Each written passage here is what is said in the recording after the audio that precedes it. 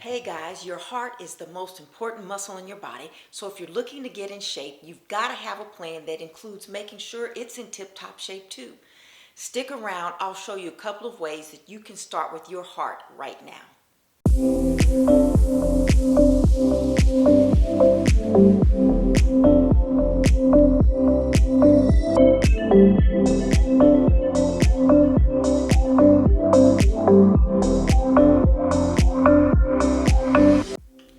Our bodies need cholesterol to create cells and perform other functions, so our body produces 75 to 80% of the cholesterol we need, and the other 20 to 25% comes from the foods we eat.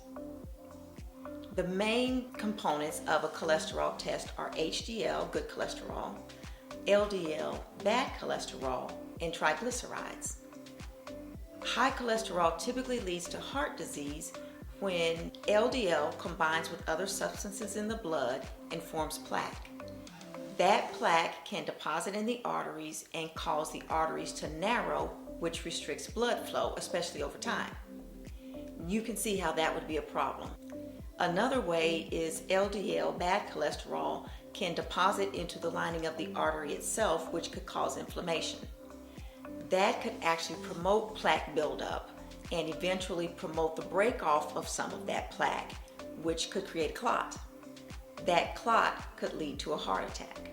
It could also lead to a stroke or peripheral artery disease. You can't feel any of this going on in your body, which is why it's so important to know up front.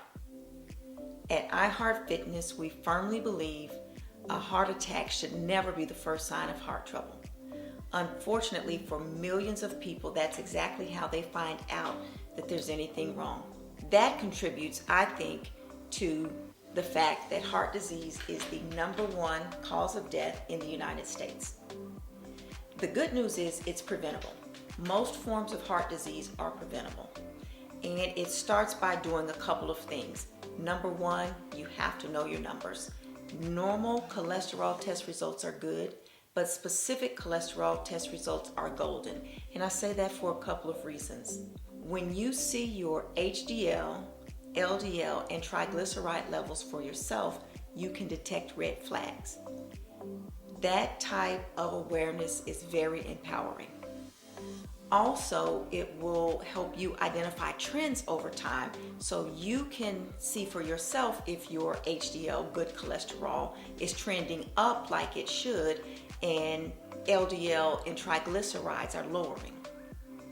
One thing to keep in mind is just because your total cholesterol is normal, it doesn't mean your HDL, LDL, and triglyceride levels are normal too.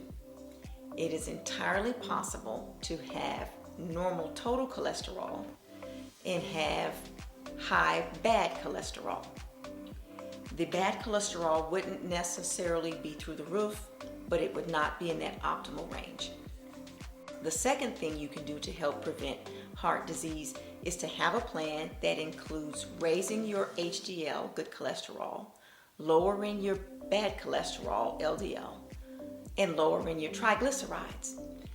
A quote by Mark Twain says, "Most problems cannot be solved using the same thinking that created them." When you apply that logic to eating, which is the 20 to 25% that we can control, you come up with, if eating the way I eat right now has caused where I am right now, which is high cholesterol, continuing to eat the way I eat is probably not going to solve the problem.